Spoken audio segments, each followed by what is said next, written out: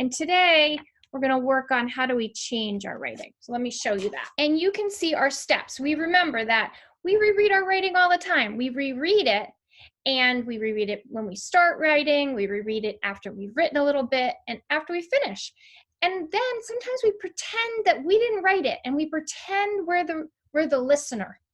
And so that's how we figure out where to revise. And then we stop and mark places to revise. Today, I'm going to teach you how we can change to revise, right? And sometimes we change a part of the piece, or we actually even change the whole piece. So I thought Izzy, who's been leaving her writing on Padlet, could teach us that again today. So Izzy was writing a story about being on the school bus, right, and her van, and what happens is some of the kids don't say her name correctly. And look at what Izzy did way down here at the bottom. Do you see Izzy changed her writing? She's got she wrote, the people on my van are in grade 1 and 3, kindergartners, right, and third graders. And then she said, wait a minute, that's not the ending I wanted. That ending doesn't go with kids not saying my name correctly.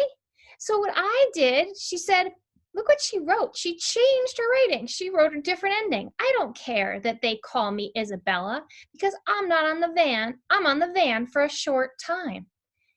Look at that ending.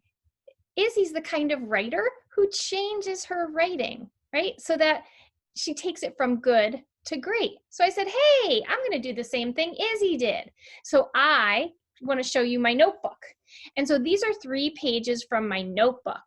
And what I did was I had written that story a few weeks ago about Ranger losing his coat. And so what I decided to do, writers, was to write that whole story again.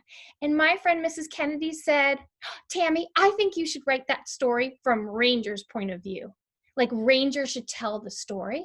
And I said, oh my goodness, that is such a great idea. So I'm going to leave these pieces here, but I want to read it to you. And I want you to see my face as I read it. So I'm going to read my story from my notebook, and that's what's written right there. And this is from a different point of view, because sometimes when you revise, you change the whole thing, and you take your story from good to great. You can see what you think of this version of the story. Again, Ranger's telling the story. So here we go. This coat is tight. This coat is itchy. Ah, I hate this coat. I need to ditch it now, but how? So Ranger hopped over logs and dashed between trees until he was out of sight. Soon he met a bunny. Bunny, this coat is tight. This coat is itchy. Ah, Ranger yelled. I hate this coat. Sorry, Ranger, the bunny sighed. My coat is fur and it doesn't come off. I don't know how to help. So Ranger hopped over more logs and dashed between more trees until he was way out of sight. Ranger called to a porcupine chewing on some bark. Hey, porcupine, help me.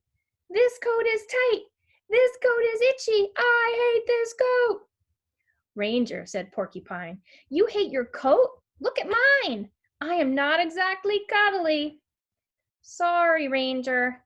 I wish I could help. So Ranger hopped over even more logs and dashed between even more trees until he was way, way out of sight. Ranger stopped and thought, wait a minute, I have an idea. Ranger ran to a dead tree on the ground. Ranger squatted. Ranger wiggled. Ranger scooted. He stuck a branch sticking out in between his coat and his fur. Lift, push, zip! The Velcro opened. I'm free! I'm free! Suddenly, Ranger heard in the distance, Ranger, Ranger, come! Ranger thought to himself, I better get going. Maybe she won't notice. Did you see, writers, how I took a story and I told it from a different point of view? And you can see how Izzy changed a part of her story. So I want you to remember that as you're rereading your writing, you can decide, hey, I want to do this in a different way, or hey, I want to change this part of my writing.